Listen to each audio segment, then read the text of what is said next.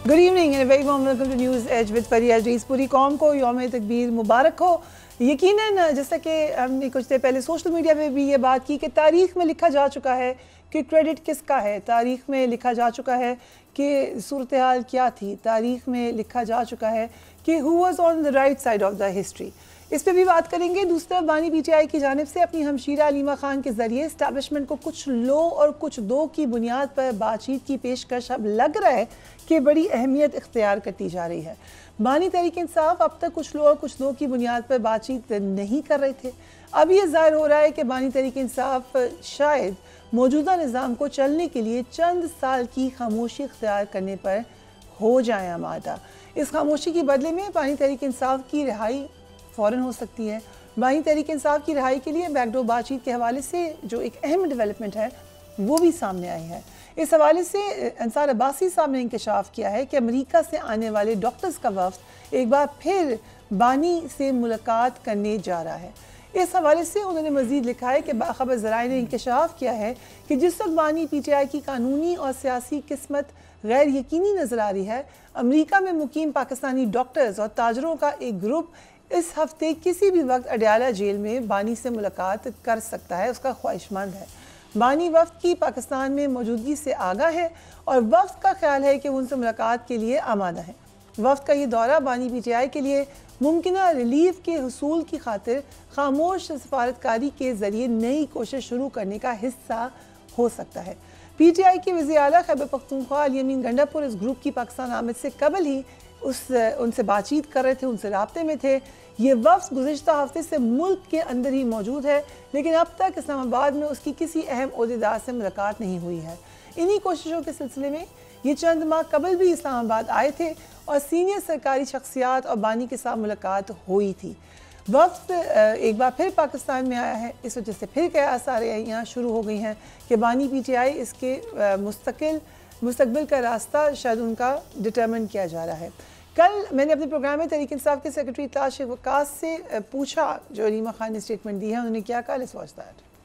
कुछ अर्सा पहले ऐसी गुफ्तगू चल रही थी कि वहाँ से कोई बातचीत होना चाहती है और उसमें पॉलिटिकल स्टेक होल्डर्स को भी शायद, जिसमें मुस्लिम लीग नून शामिल है, तो उस पर इमरान खान साहब ने बड़ा वाज़ेह बता दिया था कि अगर मुज़ाकरात होंगे तो मुस्लिम लीग नून टाइप जाली फॉर्म्स के ऊपर बनी हुई जमातें जो है वो उस किसी निगोशिएशन का हिस्सा नहीं होंगे। तो अलीमा बाजी ने तो आज वही बात दोहराई है जो खान साहब ने चंद दिन पहले की है कि अगर एस्टेब्लिशमेंट बात करना चाहती है तो वो डायरेक्टली उनसे बात कर सकती है। जहाँ तक लोगों ने वो लो दो वाली बात चलाई है, उन्होंने बड़ा वाज़ेह कहा। वो ऑब्वियसली एक बहन है, अपने भाई के हवाले से पूछ रही है कि आप क्या चाहते हैं, आप हमसे क्या लेना चाहते हैं, आपको इमरान खान से क्या चाहिए, क्या वो आपको दे सकता है, आप खुल के बात करें। इख्तियार अली खान एंड अहमद अवैस साहब, thank you so much for joining us. सबसे पहले इख्तियार साहब, आई नो आप इस वक्त बात करना चाह रहे हैं एटमी धमाकों की, तो आप ज़रूर बताइए, बिकॉज अपेरेंटली जो हमने अभी फुटेज चलाई है उसमें से एक जगह पर आप भी मौजूद हैं। Thank you very much Fariya. In fact ये मैं उस वक़्त भी मौजूद था जब इंडिया अपने धमाके कर चुका था। उसके बाद I was very much there at prime minister house one Nawaz Sharif was वज़ीर आज़म पाकिस्तान। तो Mushahid Hussain Syed was the information minister और वो आए और उन्होंने बताया कि प्रेसिडेंट क्लिंटन का फ़ोन है। नवाज शरीफ साहब ने उनको कहा कि आप उनको कह दीजिए कि मैं मसरूफ़ हूँ। और घंटे डेढ़ बाद फिर एक फ़ोन आया कि प्रेसिडेंट क्लिंटन की कॉल है, तो उन्होंने कहा कि आप उनको बता दीजिए कि मैं मीटिंग में हूँ। और फिर कुछ देर बाद टोनी ब्लेयर का भी उस वक़्त फ़ोन आया था, बरतानवी वज़ीर आज़म का। और उस वक़्त फिर ये भी पता चला कि जब नवाज शरीफ ने एटमी धमाकों का इयादा किया और उन्होंने कहा कि मैंने धमाके करने हैं, कौमी गैरत पर कोई समझौता नहीं होगा, तो कुछ वज़रा उसमें कैबिनेट में ऐसे भी थे बशमूल शेख रशीद जो ये चाहते थे कि ये धमाके ना हो, लेकिन नवाज शरीफ ने कहा कि कौमी गैरत और हमीयत पर कोई सौदेबाजी शेख साहब नहीं मानेंगे ये बात वैसे, लेकिन वो तो कहते हैं कि नवाज शरीफ नहीं मान रहे थे। मैं उस वक्त I was a student and youth leader और मैंने तारीख को बड़े करीब से देखा। मैं उन लोगों में से हूँ जब फिर इन एटमी धमाकों की पहली सालगिरह थी, मैं नवाज शरीफ साहब के साथ रास्को की पहाड़ी पर चागी जहाँ पे धमाका हुआ वहाँ भी गया हूँ, जहाँ डॉक्टर AQ खान साहब, डॉक्टर समर मुबारक मान साहब, डॉक्टर ज़ुबैर सती साहब,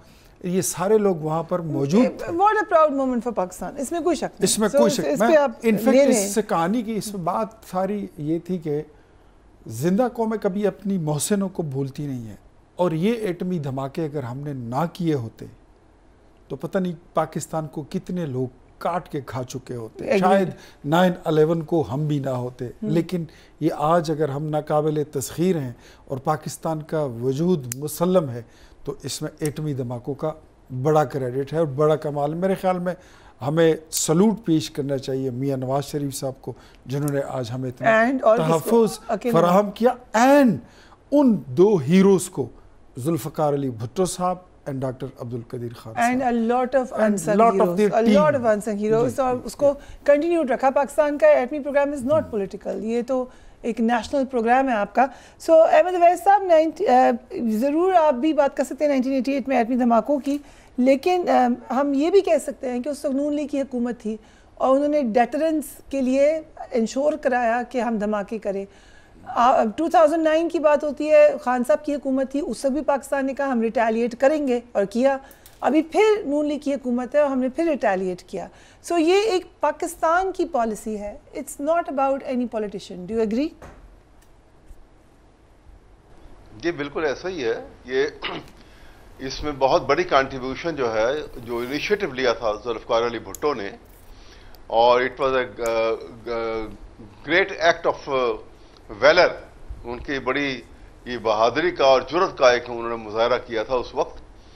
اور اس کے بعد یہ it was taken over completely. اس کا تمام پروگرام جو تھا اس وقت کی یہ ملٹری اسٹیبلشمنٹ جو تھی وہ اس کو فوج نے ٹیک آف کیا ہوا تھا اور ٹیک اوور کر لیا تھا اور کمپلیٹلی اپنے کنٹرول میں رکھا تھا. اور وہ انہوں نے سویلینز کو اس کے قریب نہیں آنے دیا تھا جب تک کہ وہ اس حیثیت میں نہ آ جاتے کہ اس کو ایکسپلوژن کی حد تک کہ ڈکلیریشن آ گیا اس کا.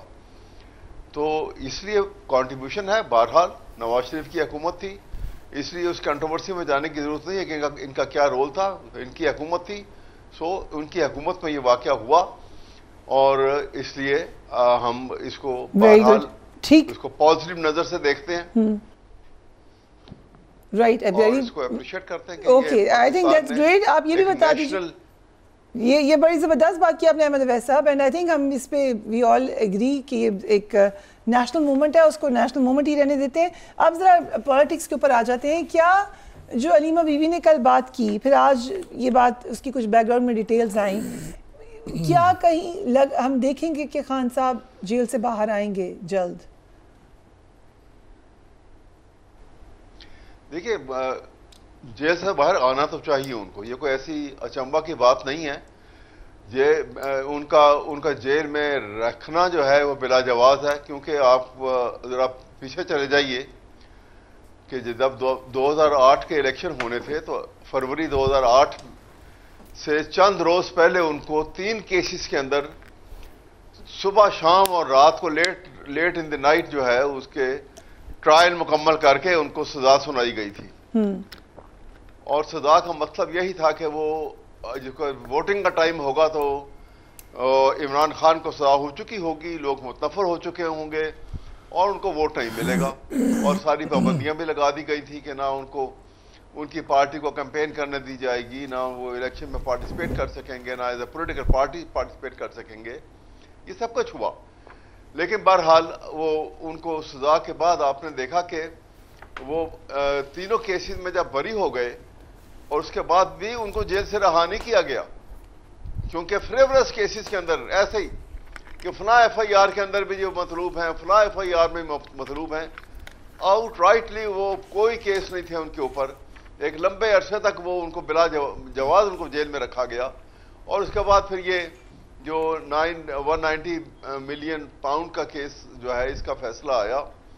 اب یہ فیصلہ آ گیا, آپ اگر قانون اٹھا کے دیکھ لیں نیب کے بہت سارے کیسز کے اور اس میں آپ یو ول فائنڈ کہ جب سزا وغیرہ ہوتی ہے تو اس میں ایک سسپینشن آف سینٹینس کی ایک درخواست دی جاتی ہے, اور عدالت جب اس کو بحث کرنے کے بعد انویریبلی جہاں پہ یہ محسوس کریں کہ ذرا بھی ایسی پوزیشن موجود ہے کہ جہاں پہ یہ سزا جو ہے it is likely to be satisfied, تو وہ اس کو سسپینڈ کر دیتے ہیں اس سزا کو اور اس کو رہائی ہو جاتی ہے. یہ قانون کی کتابیں بھری پڑی ہیں اس بات سے. لیکن عمران خان کے سلسلے میں وہ درخواستیں جو ہیں ان کی فکس ہی نہیں کی گئی. ہاں اب ایک درخواست فکس ہو گئی ہے 5 تاریخ کے لیے, 5 جون کے لیے, جو سسپینشن آف سینٹنس کی. تو میں سمجھتا ہوں کہ اگر اس کو پازیٹیولی لیا جائے تو اگر حکومت جو ہے یہاں پر میگنینیمٹی دکھائے تو, اور وہی نیگیٹو ایٹیٹیوڈ کو اگر وہ فورگو کریں, چھوڑ دیں, تو عمران خان کی رہائی ممکن ہو سکتی ہے.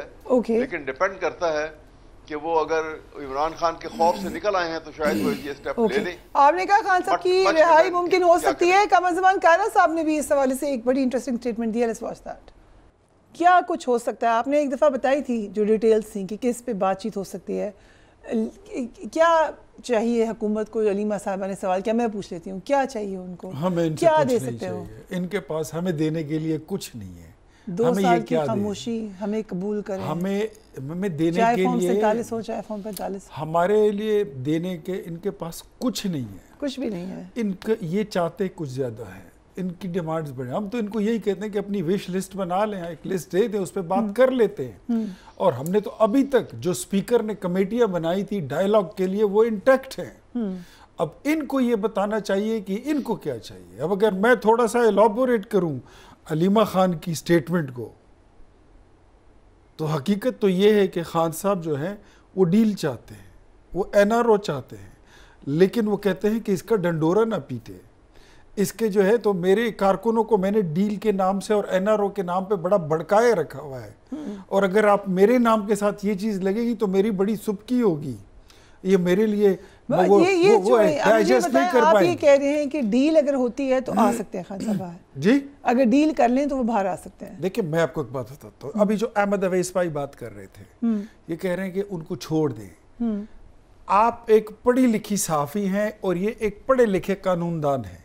مجھے بتائیے کہ ایک بندہ کنوکٹڈ ہو 190 ملین پاؤنڈز کیس میں, آپ اس کو کیسے چھوڑ سکتے ہیں کہ چلو گھر جاؤ؟ چھوڑ سکتے ہیں؟ نہیں کر سکتے. ایک.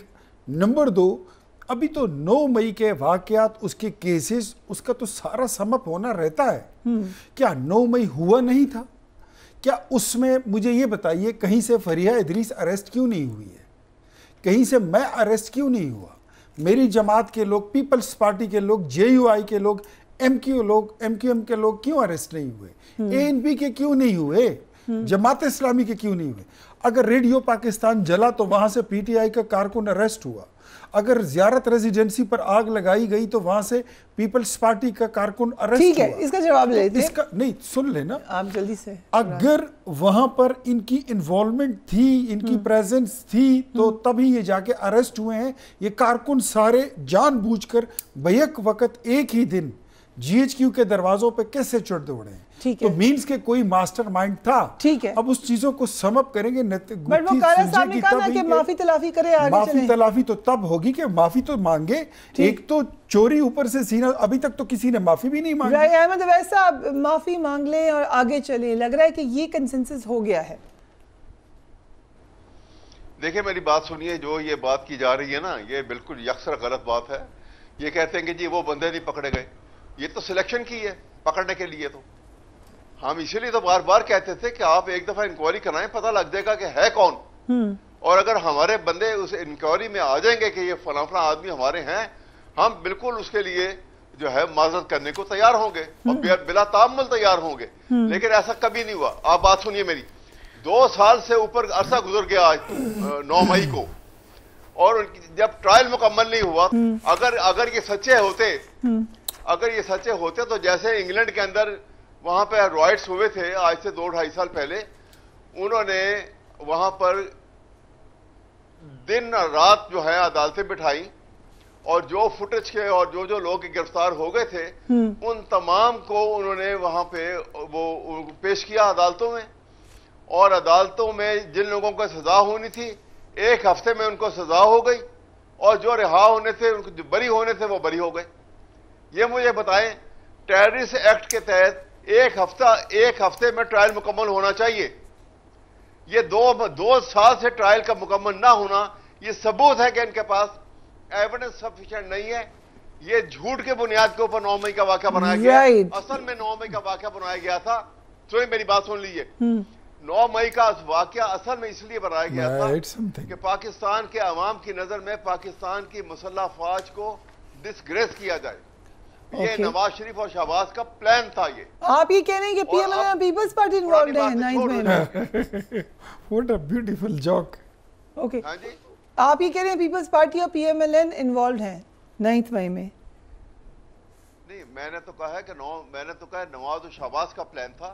ٹھیک ہے, رائٹ. سو حکومت کو غلط بیانی تو ہے ہی نہیں. ٹھیک ہے, حکومت کی طرف سے آپ کنفرم کر سکتے ہیں کہ بات چیت ہو رہی ہے کہیں کسی کی حکومت کی طرف سے. عرفان صدیقی صاحب آئے, انہوں نے آ کے کہا کہ نہیں ہو سکتی یہ بات, کیا ضرورت ہے ان کو آ کے اسٹیبلشمنٹ کی تعویلیں دینے کے لیے, 9 مئی کا ذکر کرنے کے لیے, ان کو کیا مسئلہ ہے؟ دیکھیں میں آپ کو ایک بات بتا, ایک احمد اویس صاحب کہہ رہے ہیں نا کہ 9 مئی میں نواز اور شہباز انوالو ہیں, تو عالیہ حمزہ ہماری پارٹی کی کارکن تھی, یہ ڈاکٹر یاسمین راشد ہماری پارٹی کی تھی, یہ اعجاز چودھری صاحب ہماری پارٹی کے ہیں. ان کو ہم نے کہا تھا کہ آپ چلے جائیں اور آپ کور کمانڈر ہاؤس پہ اٹیک کریں. یہ جو ریڈیو پاکستان جنہوں نے جلایا تھا وہ نواز شریف کے کارکن تھے. یار کیا بات کرتے ہیں آپ, پڑھے لکھے آدمی ہیں, ذی شعور انسان ہے, کس طرح بات کر رہے ہیں آپ؟ کیا سمجھتے ہیں؟ آپ کے وزیر اعلیٰ نے خود کہا ہے کہ یہ ہمارے لوگ ہیں, اور یہ ابھی جو سپریم کورٹ میں جو 100 لوگوں نے ایفیڈیوٹ جمع کیا ہے, کیا آپ وہ بھول گئے ہیں کہ ہمیں ہماری پارٹی کے لوگوں نے, ہماری لیڈرشپ نے بھیجا ہے؟ کمال کرتے ہیں. آپ کو ٹی وی پہ بیٹھے ہوئے لوگ, اپنے سامنے بیٹھے ہوئے لوگ کیا بیوقوف نظر آتے ہیں؟ We have to wrap it up here. Thank you so much, gentlemen, for being on the program. We'll take a break and we will be right back.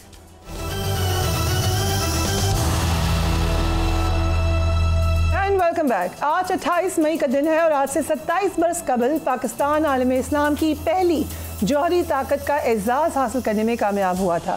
اس اعزاز کی بدولت ہی پاکستان نے خطے میں عسکری برتری کے بھارتی خواب کو چکنا چور کیا, اور ابھی حالیہ دنوں میں ہی ہم نے دیکھا کہ کشیدگی کے دوران بھارت کو وہ سبق سکھایا جو کہ اب امید ہے کہ شاید رجسٹر ہو چکا ہوگا. کل کا دن بہت اہم ہے. بھارت کی جانب سے کل پاکستان کے ساتھ واقع سرحدی ریاستوں پنجاب, گجرات, راجستھان اور مقبوضہ کشمیر میں جنگی مشقوں کے انعقاد کا اعلان کیا گیا ہے. آج سے چند ہفتے قبل بھی بھارت نے ایسی ہی مشقوں کا اعلان کیا تھا اور پھر اس موقع کو پاکستان پر حملہ کے لیے استعمال کیا تھا. کیا بھارت میں ایک بار پھر جنگ کا ماحول بن رہا ہے؟ Let's watch that. بھارتی وزیر اعظم کی جانب سے کل پاکستان کو سنتاز معاہدے کی دھمکی دی گئی, تو اس کے جواب میں وزیر اعظم شہباز شریف نے کہا ہے کہ ہم امن چاہتے ہیں. بھارت اگر پانی کو بطور ہتھیار استعمال کرنا چاہے گا تو ایسا نہیں ہونے دیں گے. Let's watch the prime minister. Bharat T T P کی مدد سے پاکستان کو عدم استحکام سے دوچار کرنے کی سازش کر رہا تھا. آج افغان طالبان کے اعلان نے بھارت کو بڑا دھچکا پہنچا دیا ہے. کیا کہا ہے؟ Let's watch that. طالبان کے کمانڈر سعید اللہ سعید ہیں, انہوں نے ایک پاسنگ آؤٹ پریڈ تھی, وہاں پر یہ کہا ہے کہ مختلف گروپس میں شامل ہو کر بیرون ملک جہاد کرنے والے حقیقی مجاہد نہیں ہیں. اگر ریاستی قیادت پاکستان نہ جانے کا حکم دے چکی ہے تو اس کے باوجود جانا دینی نافرمانی ہے. سو اندر سیٹ بیک فار انڈیا ہم کہہ سکتے ہیں. آج 28 مئی ہے اور ہر سال کی طرح اس بار بھی جوہری طاقت بنانے کی کریڈٹ پر بحث جاری ہے. ہر سال ہم یہی بات کر رہے ہوتے ہیں. اس حوالے سے نواز شریف حکومت کے وزیر خارجہ گوہر ایوب کا ایک انٹرویو سوشل میڈیا پر گردش کر رہا ہے, جس میں انہوں نے جوہری صلاحیت کا سہرا عوام اور ڈاکٹر قدیر مرحوم کو دیا تھا. ذرا دیکھیے. جبکہ شیخ رشید صاحب کئی بار اس کا کریڈٹ خود کو دیتے رہے ہیں اور گوہر ایوب صاحب کو دیتے رہے ہیں, لیکن ہم 11 مئی 1998 سے 19 مئی 1998 کے مختلف کچھ سٹیٹمنٹس ہیں وہ آپ کے سامنے رکھ رہے ہیں. سب سے پہلے بھارتی وزیر اعظم نے کیا کہا تھا؟ Let's watch that. بھارت کے دھماکوں کے بعد امریکی صدر نے پاکستان کو برداشت کی تلقین کی. Let's watch that. اس حوالے سے اس وقت کے وزیر اعظم نواز شریف نے کہا تھا کہ مجھ پر جوہری دھماکوں کے لیے عوام کا دباؤ بڑھتا جا رہا ہے. انہیں بھی دیکھیے. اس کے بعد بڑے انٹرسٹنگ ایونٹس ہوئے تھے, اس پہ ہم بات کریں گے, لیکن کریڈٹ کا معاملہ ہر دفعہ آ جاتا ہے. General Zahir Mahmood, thank you so much for being on the program. It's great کہ پاکستان نے دھماکے کیے, اٹس گریٹ کہ we are nuclear power, but ہم ابھی تک کریڈٹ کیوں نہیں دے سک رہے؟ جی بسم اللہ الرحمن الرحیم. Fariha thank you very much for the invite. پہلے تو آپ کو بہت مبارک, آپ کے سٹاف کو, ہم سب کو بہت مبارک یوم تکبیر کی. اور یہ ٹائم نے ثابت کیا ہے کہ پاکستان نے کی نیشن نے جو بھی فیصلہ کیا تھا وہ بہت ہی شاندار فیصلہ تھا. ابھی پلوامہ اور پہلگام کے بعد تو اب کسی کو شک نہیں ہونا چاہیے کہ یہ ہماری سوورینٹی کی گارنٹی تھا, ہماری سیکیورٹی کی گارنٹی تھا, ہماری نظریاتی اور ہماری جغرافیائی سرحدوں کی گارنٹی ہے. ورنہ جو ابھی مائنڈ سیٹ بیٹھا ہوا ہے آر ایس ایس کی, یہ مودی ہدتوا کی سوچ, تو وہ پاکستان کے ساتھ نہ جانے کیا سے کیا کر چکے ہوتے ہیں. اب آپ نے کریڈٹ کی بات کی, credit goes to the nation.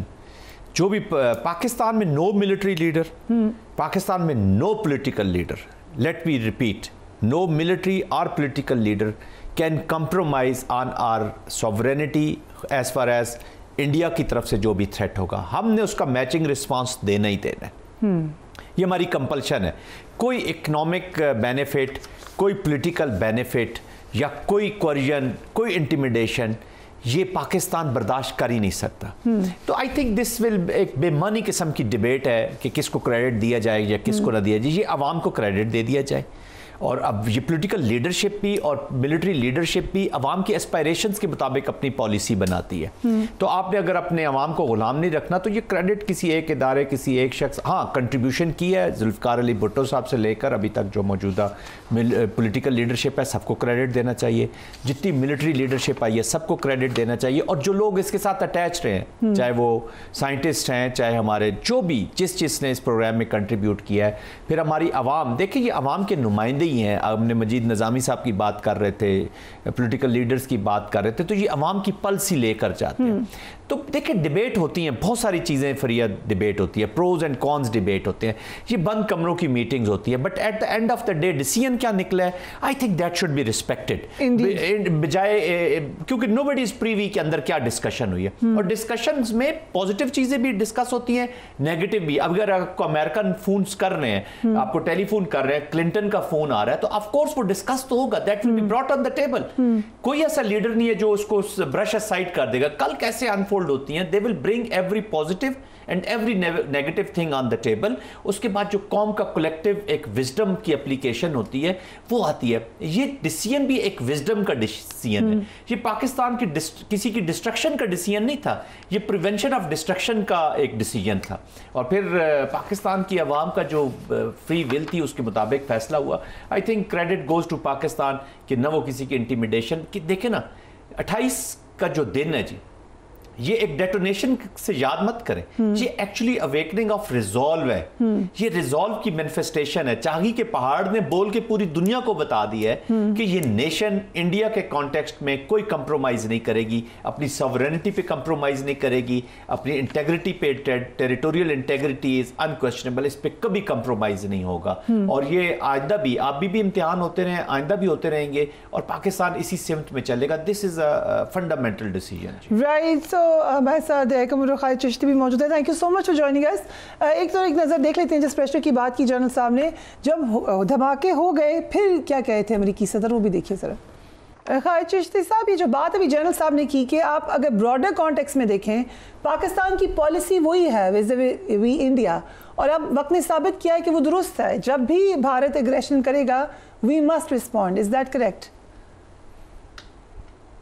آپ کا جواب دینے سے پہلے مجھے اجازت دیں, جو جنرل صاحب نے بات کی میں اس کو صرف ٹچ اپان کروں گا. دیکھیے ہمارا یہ پرسیپشن شاید غلط ہے کہ کس کو کریڈٹ دینا چاہیے. میں تو یہ چاہوں گا کہ ان کو بھی کریڈٹ دینا چاہیے جو بہت بڑی تعداد میں سائنٹسٹ, ہمارے پاکستانی نیشنلز, ایکسپیٹریٹ, انجینئرز, ٹریڈرز, جو انسنگ ہیروز ہیں پورے پروجیکٹ میں, کیونکہ انہوں نے کبھی نہ سامنے آنے دیا گیا, انہوں نے نہ بھی شاید آنا بھی چاہتے تھے. کیونکہ ذہن میں رکھیے گا کہ نیوکلیر بننے کے لیے آف دا شیلف کچھ نہیں خریدا گیا, کوئی مارکیٹ میں نہیں تھا کہ جا کے پرچیز کریں اور جہاز میں لوڈ کروا دیں اور وہاں سے یہاں لینڈ کرے گی تو ہم نیوکلیر ہو گئے. I think hundreds if not thousands جو کنٹریبیوٹ کیے ہیں وہ ایسے انسنگ ہیں ہمارے, جس کو میں نے کہا ہے سائنٹسٹ ہیں, ٹریڈرز ہیں, بزنس مین ہوں گے, پتہ نہیں کس کس کور میں, کوورٹ یا ادروائز, انہوں نے چیزیں پہنچائی ہوں گی, ایئر لفٹ کروائی ہوگی, اسمگل کروائی ہوگی. I don't know, there are hundreds of those people جن کو کریڈٹ جانا چاہیے. اور سارے لیڈرشپ کو کریڈٹ اس لیے جاتا ہے کہ میں ڈاکٹر قدیر خان سے کئی دفعہ ملنے کا مجھے اعزاز حاصل ہے اپنی زندگی میں, تو وہ چاہے کسی بھی حکومت نے, کسی ملٹری لیڈر نے, کسی پولیٹیکل لیڈر نے ایسا کبھی فیصلہ نہیں کیا تھا کہ اس کو روک دیں پروجیکٹ کو. یہ ایک نیشنل کاز تھی, ایوری بڈی کنٹریبیوٹ.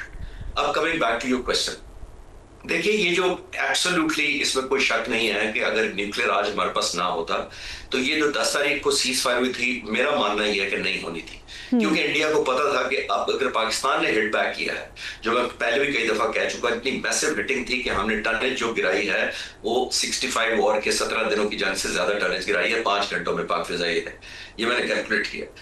अगर इतनी बड़ी टनेज हिंदुस्तान बर्दाश्त कर सकता था तो उसको हमारा न्यूक्लियर है पता था। हमारे न्यूक्लियर होने के 2 फायदे, आज तक हिंदुस्तान, हमें आपने नोट किया होगा जब से हमने एक्सप्लोजन किया है, हिंदुस्तान दुनिया की नजर में साबित करने पर डटा हुआ है और डिटरमिन्ड है कि वो साबित करे कि हम इररिस्पांसिबल न्यूक्लियर स्टेट है। राइट। आज ये जो जिस स्टेट पोजीशन पर हम खड़े हैं, हमने ये साबित किया है दुनिया के सामने कि हम कन्वेंशनल वॉर का थ्रेशोल्ड ही इतना ऊपर ले गए हैं कि न्यूक्लियर की हमें जरूरत ही नहीं पड़ेगी।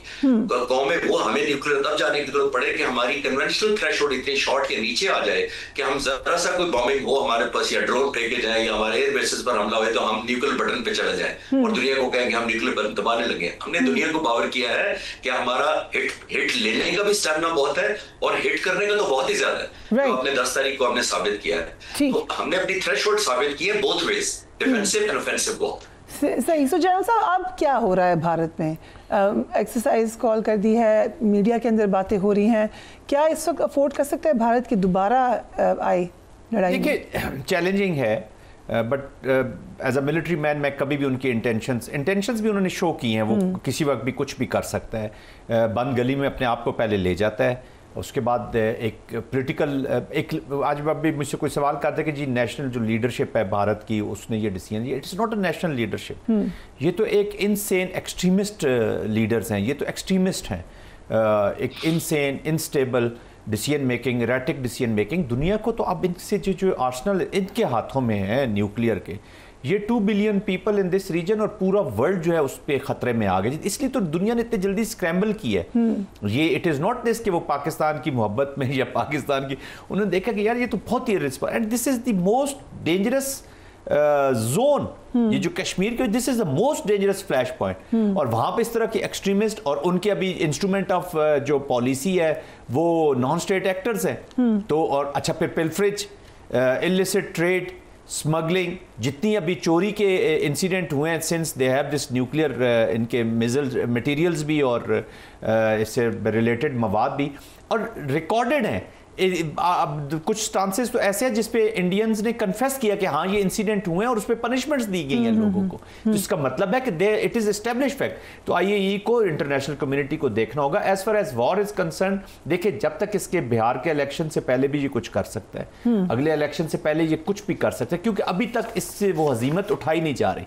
अब इंडिया में बहुत सी बातें हो रही हैं, बहुत से लोग बोलना शुरू हो गए हैं, वो क्वेश्चन कर रहे हैं capacity, capability and political control of this Modi की गवर्नमेंट जो है जी। अब उसकी जो पॉलिटिकल परफॉर्मेंस है दैट इज अंडर क्वेश्चन। अब उस परफॉर्मेंस से फिर निकलने के लिए देखिए ना, झूठ बोल रहे हैं, उसकी वे ऑफ टॉकिंग देखिए, जिस तरीके से जलसे से, उसकी बॉडी लैंग्वेज, उसकी जो केमिस्ट्री है, दैट इज फनेटिक। और वो ऐसे अभी तक उसकी वो जो घमंड है या जो हिब्रिस्टिक उसके अंदर फील है, वो दैट इज नॉट गोइंग। तो having said that, capacity capability के ऊपर बेस करके हमें अपनी तैयारी मुकम्मल रखनी चाहिए। पाकिस्तान कैन नॉट अफोर्ड कि हम, और जो न्यूक्लियर थ्रेशोल्ड के अभी चिश्ती साहब बात कर रहे थे, ये एक आई थिंक डिबेटेबल चीज़ है कि ये पाकिस्तान के पास अभी स्पेस बड़ी है या कम हुई है। With this mind set it is under question. ये तो बाद में डिबेट होगी कि हम किस तरफ जा रहे हैं, क्या करना चाहिए। बट एक चीज़ इज़ वेरी क्लियर, पाकिस्तान अपने नेशनल वाइटल इंटरेस्ट, चाहे कश्मीर हो, चाहे हमारी टेरिटोरियल इंटेग्रिटी हो, चाहे हमारी सॉवरेनिटी हो, चाहे हमारा पानी हो, Pakistan will use all means available at its disposal, वरना तो हम अपने 25 करोड़ आवाम के साथ ज्यादती करें। राइट, हम एक ब्रेक ले रहे हैं, उसके बाद क्या डिफरेंस है पाकिस्तान के जौहरी प्रोग्राम में और भारत के जौहरी प्रोग्राम में, right after break. Welcome back. इस वक्त पाकिस्तान और भारत दोनों जौहरी ताकतें हैं, लेकिन पाकिस्तान का जौहरी प्रोग्राम मुकम्मल महफूज है, जबकि भारत का जौहरी प्रोग्राम मुतअद्दिद बार आलमी अमन के लिए खतरा बन चुका है। भारत के जौहरी प्रोग्राम के गैर महफूज होने के हवाले से कुछ वाक़यात आपके सामने हैं। भारत का जौहरी प्रोग्राम तहफ़्फ़ुज़ और सलामती के हवाले से न सिर्फ भारत बल्कि आलमी बरादरी के लिए शदीद तशवीश का बाइस बन रहा है। भारत में 1994 से अब तक मुतअद्दिद बार एटमी मवाद चोरी और स्मगलिंग के वाक़यात हो चुके हैं।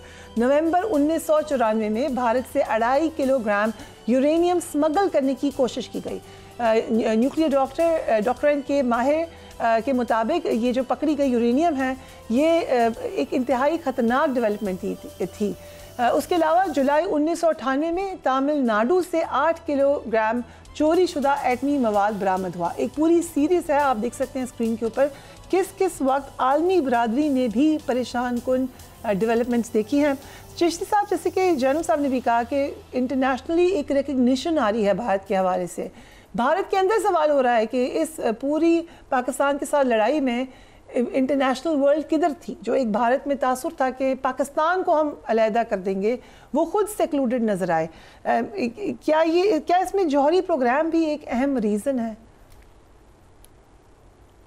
जौहरी डेफिनेटली एक फैक्टर है, लेकिन जो हमारी कन्वेंशनल फाइट हुई है, पाकिस्तान ने जिस तरह सरप्राइज दिया, आर्म फोर्सेस ने, पर्टिकुलरली पाकिस्तान एयरफोर्स ने जिस तरह सरप्राइज दिया दुनिया को।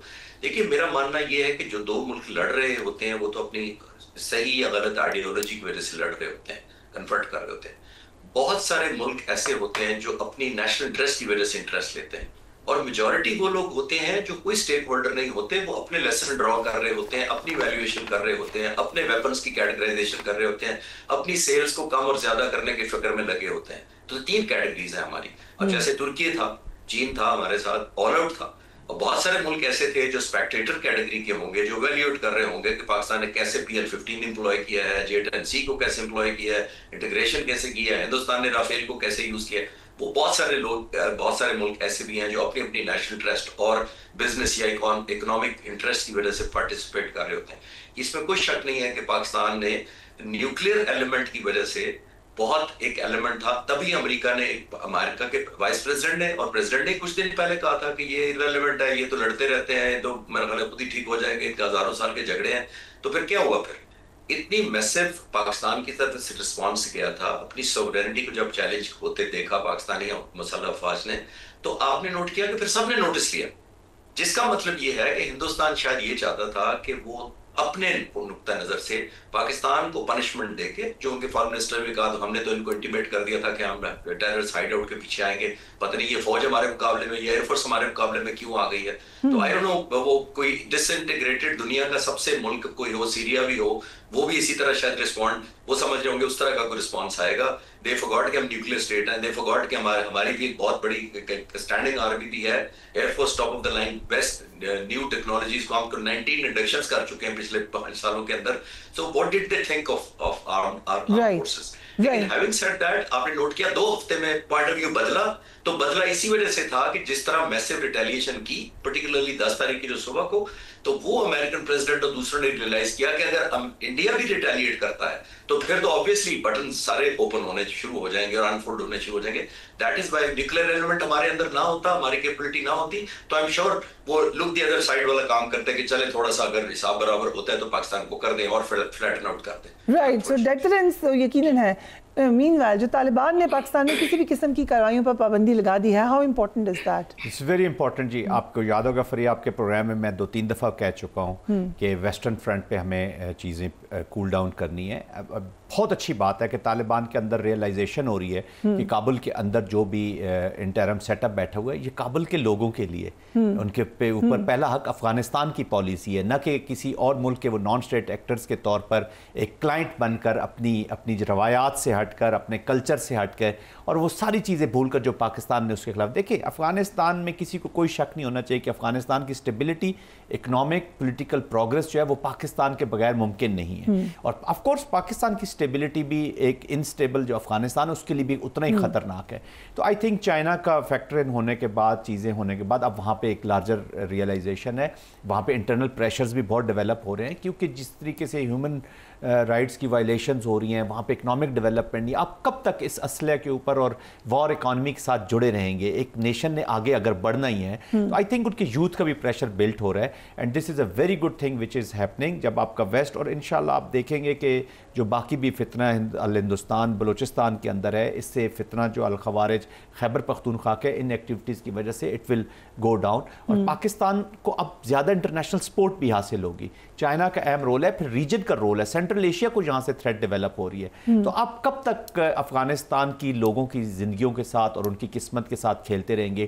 یہ انٹرنیشنل اپلیکیشن ہوتی ہے. جب فرض کرے وہ کوئی بھی ایکٹ آف ٹیررزم پاکستان میں کریں گے تو نیبرنگ کنٹریز کو ویسے ہی خوف آنا شروع ہو جاتا ہے. تو آپ کے تو ایسی آرگنائزیشنز وہاں پر موجود ہے، بینڈ آؤٹ فٹس ہے، وہ ان کے لیے ایک ہیپی ہوم بنا ہوا ہے جی. وہ کمفرٹیبلی وہاں جاتے ہیں، ان کو لوگ ہاربر بھی کرتے ہیں، سپورٹ بھی کرتے ہیں. اور میں یہ نہیں کہتا کہ افغانستان کی تمام حکومت اس میں انوالو ہو سکتا ہے کچھ لوگ انوالو ہوں. تو اب لگتا ہے کہ دیر از اے پالیسی شفٹ اور اس کو سیریسلی وہ لیں گے، and this is going to be very good thing for the stability of the region. Afghanistan کے لیے بھی بہت ساؤتھ ایشیا کا پاور ایکویشن چینج ہو گیا جی. آف کورس اسٹریٹجک بیلنس جو ہے وہ صحیح اپنی جگہ پہ آ گیا ہے، اور Pakistan, China, central Asian countries یہ سارا ایک اہم رول ادا کرنے جا رہے ہیں. اور آف کورس ایک بھارت کا جب سے یہ چہرہ سامنے آیا اور ان کی جو پراکسیز کا جس طریقے سے وہ as an instrument of policy use کر رہے ہیں، everybody knows it now.